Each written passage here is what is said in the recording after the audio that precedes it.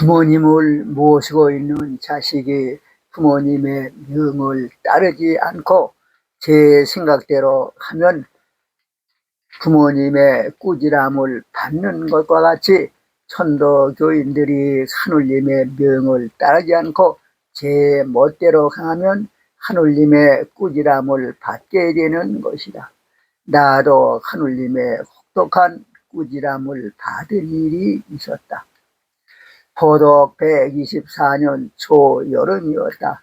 시흥교구를 발전시키고 싶은 심정에서 포독을 하려고 지난 해에 전단지 20만 매를 만들어 주변에 배포해 보았지만 포독이 안 되었다.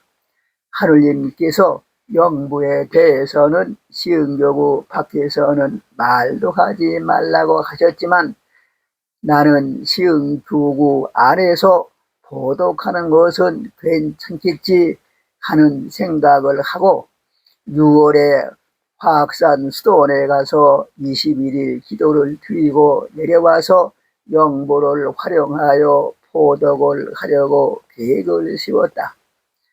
어느 날 점심에 부인이 삼계탕을 해 주어 맛있게 먹었는데 그것이 소화가 안 되고 배가 아팠다. 병원에 가서 진찰해 보니 담석이 심하여 담즙이 나오지 않으므로 닭고기가 소화되지 않은 것이라고 하면서 담석 수술을 받으라고 하였다. 그러나 돈도 없고 진질병 하면서 포독하려는 계획을 세워 놓았으므로 수술을 받지 않고 수동으로 갔다. 몸이 좋지 않았다. 그것은 영보를 활용해서 포독을 하려는 것은 하느님의 뜻에 어기는 것이므로 철회하라는 가르침인 것이었는데 나는 알지 못하고 계속해서 수련을 했다. 11일째 되는 날이었다. 배가 몹시 아파서 견딜 수가 없었다. 그제야 신고하니 하느님께서는 호통 호령을 하시는 것이다. 이놈아, 영부에 대해서는 때가 되지 않았으므로 말도 하지 말라고 했지. 언제 영부를 활용해서 포독을 하라고 했느냐? 라고 하시는 것이었다. 나는 그제야 내가 잘못했다는 것을 깨닫고 잘못했습니다. 죄송합니다. 이제 어떻게 해야 됩니까?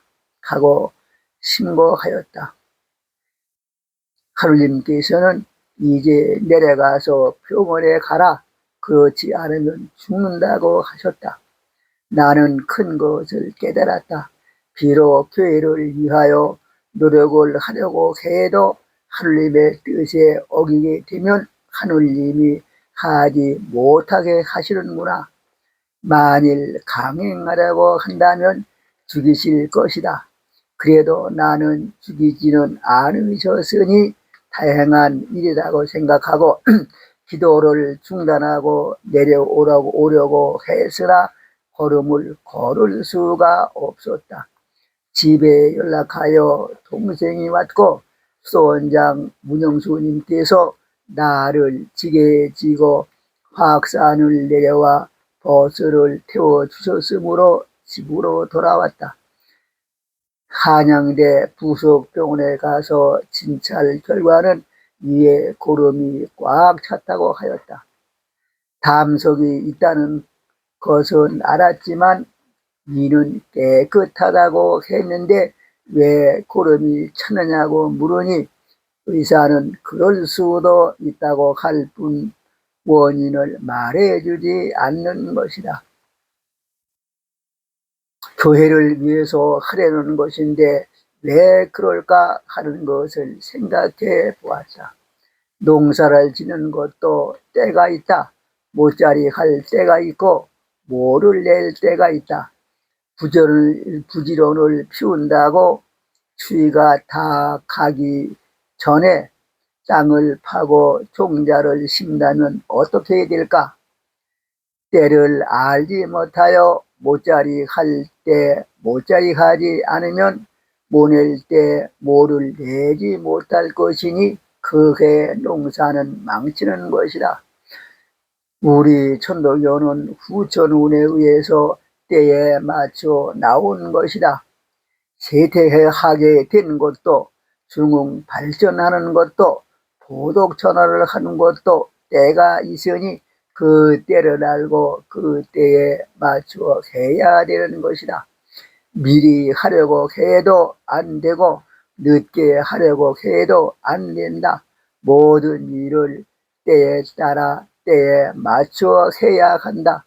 그러므로 신사님께서 용시용활 설법을 하시면서 용시용활의 중요성을 후세 사람들에게 확실히 깨달아 알도록 하시기 위해서 정상이라고 부르던 이름을 대시자를 넣어 시성으로 고치셨고 그 자리에 참석했던 사람들의 이름도 대시자를 넣어 고쳐주신 것이다.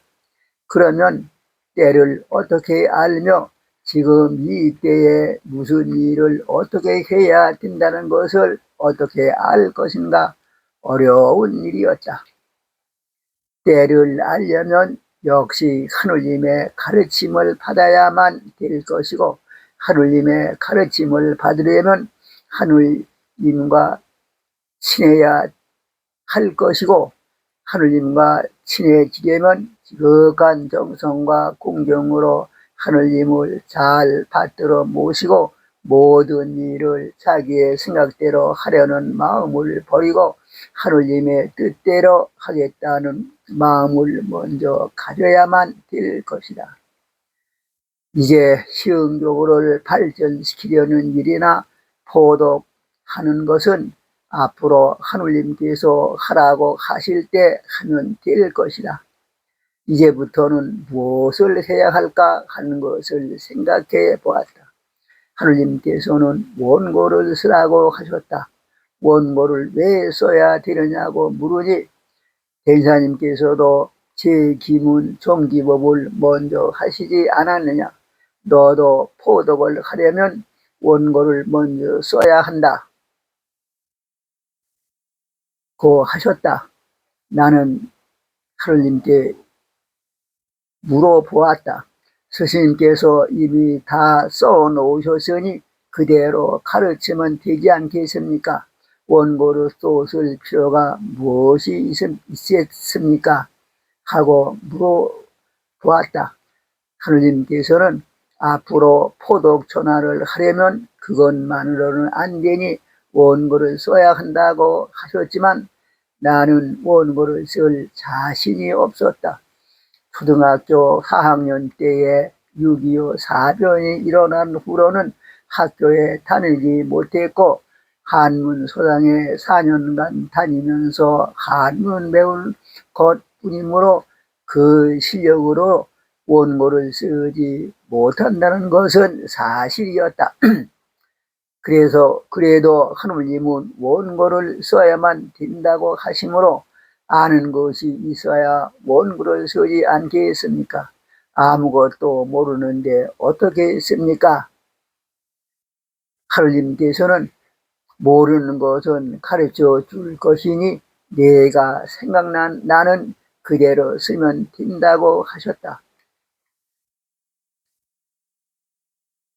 혹독한 꾸지람을 받은 것은 여기까지만 말씀드리겠습니다. 감사합니다.